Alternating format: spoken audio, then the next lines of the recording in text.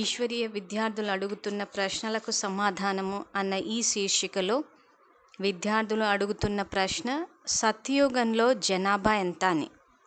ఈ ప్రశ్నకు సమాధానం బాబా 2016 ఏప్రిల్ నెల 15వ తారీఖు సాకార మురళిలో వివరించారు. ఈ మురళిలో బాబా ఏం చెప్పారంటే, సత్యయుగంలో 9 లక్షలు ఉండేవారు సత్యయుగాంతానికి వృద్ధి చెందుతూ 9 లక్షల నుండి 2 కోట్ల మంది అయ్యారు అంటున్నారు. సో దీన్ని ఇక్కడ స్లైడ్ మీద వేసి చూపిస్తున్నాము. సో ఈ విషయం ఏదైతే ఉందో 9 లక్షలతో మొదలయ్యి 2 కోట్లతోటి ఎండ్ అవుతుంది ఇక్కడ సత్యయుగము. ఈ విషయాన్ని ఎందుకు తెలుసుకోవాలి అని అంటే, సత్య త్రేతాయుగాలు కలిపి బాబా 33 కోట్ల జనాభా అన్నారు. సో ఇక్కడ సత్యయుగానికి 2 కోట్ల వరకే వస్తున్నారు అంటే 31 కోట్లు త్రేతాయుగానికి వస్తున్నారంటే, సత్యయుగం అయిపోయి త్రేతాయుగం మొదలయ్యే సమయానికి ఈ పృథ్వీ మీద 2 కోట్ల ఆత్మలే ఉన్నారు.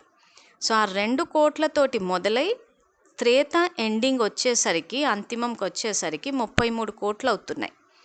సో ఇక్కడ మనం తెలుసుకోవాల్సిన విషయం ఏంటంటే, బాబా పురుషార్థం చేసేటప్పుడు సత్యయుగానికి వచ్చే విధంగా చేయమంటున్నారు. సో ఇక్కడ డ్రామా ఫిక్స్ అయితే పురుషార్థం ఎందుకు అంటే, డ్రామాలో సత్యయుగం రావడం ఫిక్స్ అయ్యి ఉంది. ఆ సత్యయుగంలోకి రావడానికి నా పురుషార్థం ఫిక్స్ అయ్యి లేదు. సో ఎవరు పురుషార్థం చేసి మాయపైన విజయాన్ని సాధిస్తారో వాళ్ళు సత్యయుగానికి వస్తారు. ఎవరైతే పురుషార్థం చేయకుండా బాబా శ్రీమతాన్ని పూర్తిగా పాటించకుండా మాయ చేతిలో ఓడిపోతారో వాళ్ళు త్రేతాయుగానికి వస్తారంటారు. కానీ సాధారణంగా విద్యాలయంలో విద్యార్థులు 7 డే కోర్స్ తీసుకుంటే వచ్చేస్తారు అంటున్నారు.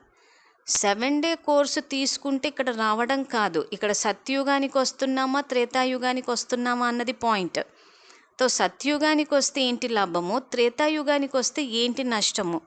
సో ఇక్కడ బాబా చెప్పే మురళి అంతా సత్యయుగానికి రావడానికి, అది కూడా రాజకుటుంబాల్లో రావడానికే చెప్తున్నారు.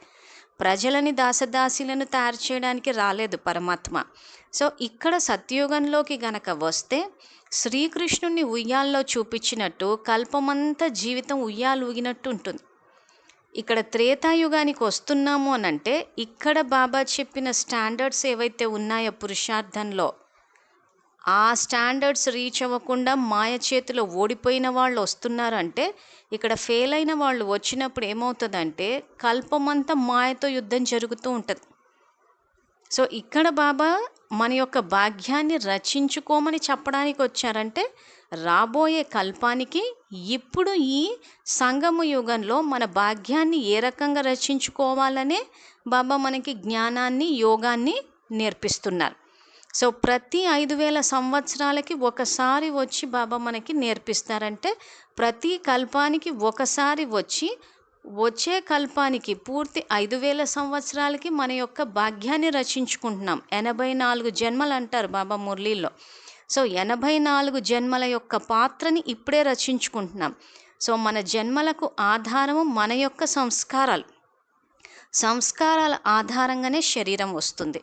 సో ఇక్కడ మనకి విషయం ఇప్పుడు తెలుసుకున్న తర్వాత, విద్యాలయంలో 2 కోట్లని 3 కోట్లని ఏవైతే విభేదాలు ఉన్నాయంటే, ఎప్పుడైనా జ్ఞానం మేమే చెప్పినప్పుడు 2 కోట్లు అంటే లేదు 3 కోట్లని అంటున్నారు. సో ఇప్పుడు ఈ సాకార మురళిని ఫోటో తీసి స్లైడ్ వేసి చూపిస్తున్నాము.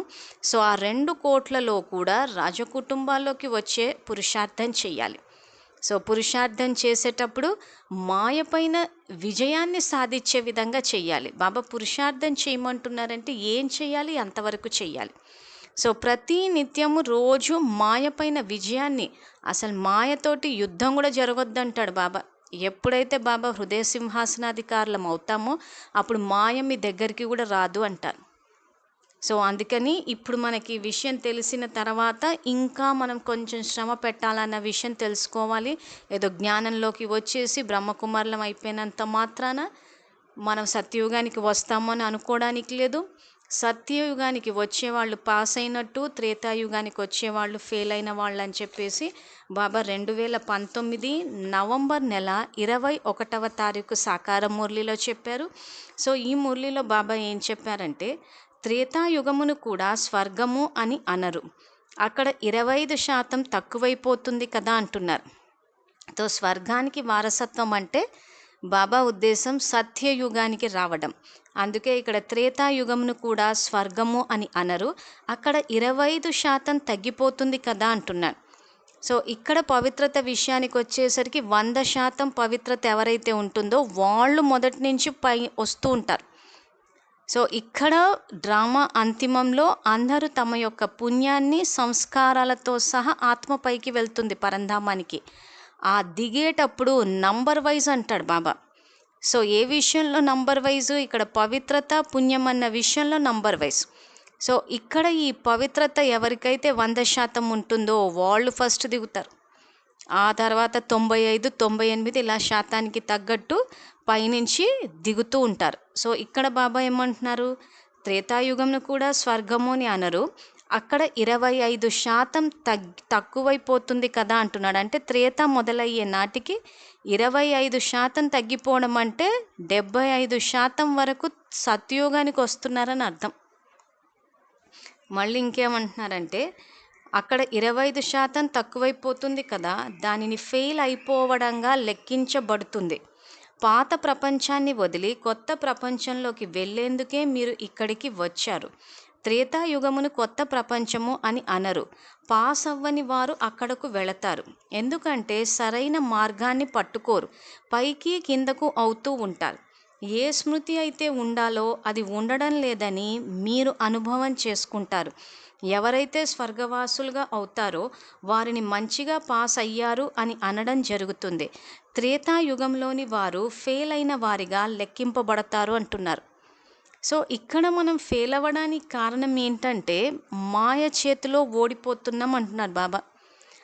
మాయ చేతిలో ఓడిపోకుండా ఉండాలి అంటే రాజయోగ అభ్యాసం ద్వారా కర్మేంద్రియాలని ప్రకృతిని రెండుటిని జయించాలి.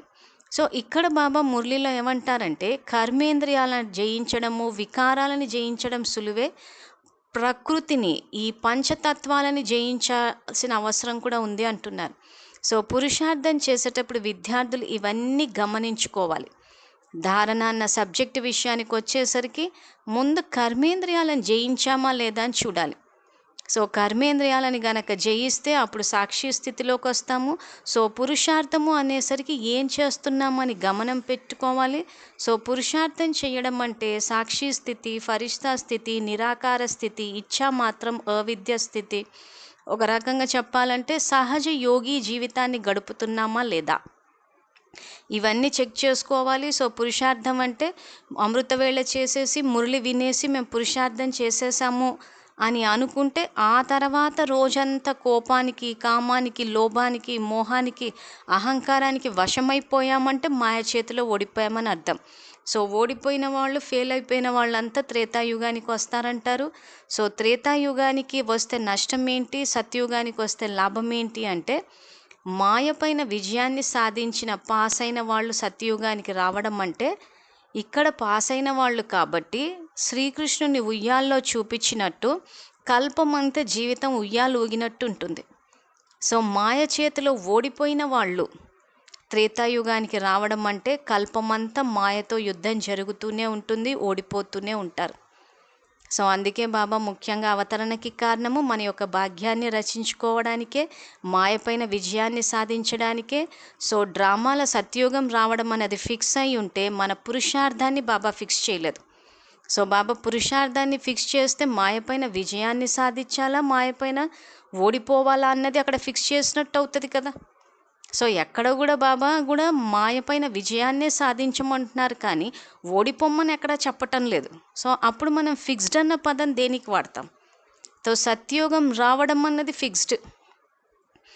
ఇక్కడ ప్రతిదీ ఫిక్స్డ్ అని అనుకుంటే మాయ చేతిలో కూడా ఓడిపోవడం ఫిక్స్డ్ అనుకుంటే ఇంక ఈ లెక్కన బాబా మురళి చెప్పింది దేనికి అన్నట్టు రోజు 4 పేజీల మురళి, ఆ తర్వాత అవ్యక్త మురళిలు, ప్రతి మురళిలో బాబా మాయపైన విజయాన్ని సాధించమని మనకు ఒక పక్క నేర్పిస్తూ ఇంకో పక్క ఓడిపోయేటట్టు ఫిక్స్ చేయరు కదా. మనం తెలుసుకోవాల్సింది ఏంటంటే డ్రామా ఫిక్స్డ్, పురుషార్థం ఫిక్స్ అయి లేదు. డ్రామాలో ఏం ఫిక్స్ అయి ఉంది? కలియుగాన్ని అంతం చేసి సత్యయుగాన్ని తీసుకురావడం అన్నది ఫిక్స్ అయి ఉంది. సో బాబా చేసేవన్నీ ఫిక్స్ అయి ఉన్నాయి, మనం చేసేవి ఫిక్స్ అయి లేవు. సో పురుషార్థం ఫిక్స్ అయి లేదు కాబట్టి ఇప్పుడు మనము మన యొక్క పురుషార్థాన్ని మాయపైన విజయాన్ని సాధించే విధంగా చేయాలి. మాయపైన విజయాన్ని సాధించడం అంటే అంతిమంలో కాదు, రోజువారీ దినచర్యలో ఎక్కడ కూడా కామక్రోధ లోభమోహ అహంకారానికి వశం అవ్వద్దు. సో దానికోసమని ముఖ్యంగా సాక్షి స్థితి, తర్వాత పురుషార్థంలో అంతిమ స్థితి ఫరిష్తా స్థితి, ఆ తర్వాత స్వదర్శన చక్రంలోని ఆ హయ్యెస్ట్ స్టాండర్డ్స్ నిరాకార జ్యోతిర్బిందు స్వరూపము, తర్వాత దేవతా స్వరూపంగా సేవ చేయాలంటారు, దానికి ఇచ్ఛామాత్రం అవిద్య స్థితి. ఇలా బాబా మనకి మురళిలో ఏవైతే నేర్పిస్తున్నారో అవన్నీ ఆచరించమని చెప్తున్నారు. సో పిల్లలు గనక ధైర్యం చేస్తే సహయోగం ఇస్తా అంటున్నారు. సో ఒక పక్క బాబా పిల్లలు ఒక సంకల్పం చేస్తే సహయోగం ఇస్తాను అని చెప్పి మళ్ళీ మనం ఫెయిల్ అయ్యేటట్టు చూడరు కదా. అంటే ఇక్కడ పురుషార్థాన్ని ఫిక్స్ చేయలేదు. ఏ పిల్లలైతే ధైర్యం చేస్తే వాళ్ళకి ఇంకా ఆయన సహయోగం ఇస్తాను అంటున్నారు. సో ఎంత చేస్తే అంత మనకు ప్రాప్తి. సో అందుకే ఈ సంగమ యుగం యొక్క స్లోగన్ ఏంటంటే ఎవరు చేస్తే వాళ్ళు పొందుతారు. సో ఇప్పుడు లేకున్నా మరెప్పుడు లేదు అంటారు. అంటే ఏది చేసినా ఇప్పుడే చేయాలి. మళ్ళీ వచ్చే సంగమ యుగం వరకు బాబా రారు కాబట్టి మధ్యలో మనం ఏం చేయాలన్నా మార్చాలన్నా మార్చలేం. సో కాబట్టి మనకి ఏం కావాలో నిర్ణయించుకునే యుగం సంగమ యుగము. ఏ ఖజానా ఏ ప్రాప్తి పొందాలన్నా అది పొందే యుగము సంగమ యుగమే. సో సంగమ యుగంలో ఏది చేసినా పదమా పదం అంటారు. సో ఈ విషయాన్ని తెలుసుకుని ఇక్కడ ముఖ్యంగా సత్యయుగానికి రావాలి అని అంటే ఇప్పుడు మనకు జనాభా విషయంలో ఏదైతే 2, 3 అన్న ఈ యొక్క మనకు కన్ఫ్యూజన్ ఉండేదో ఇప్పుడు అది పోయింది. సో 9 లక్షలతో మొదలై 2 లక్షలతోటి ఎండ్ అవుతుంది. అందులో కూడా నంబర్ వైజ్. సో బాబా రావడమే ఆ స్టార్టింగ్ నుంచి రావాలంటారు. దానికి 100% పవిత్రత ఉండాలి. పుణ్యం కూడా రాజకుటుంబాల్లోకి వచ్చే విధంగా చేయాలి. సో పురుషార్థం చేయడం అంటే సత్యయుగానికి వచ్చి అందులో రాజకుటుంబాల్లోకి వచ్చే విధంగా చేయాలన్నదే బాబా మనకు రోజు మురళీల ద్వారా నేర్పిస్తున్నారు.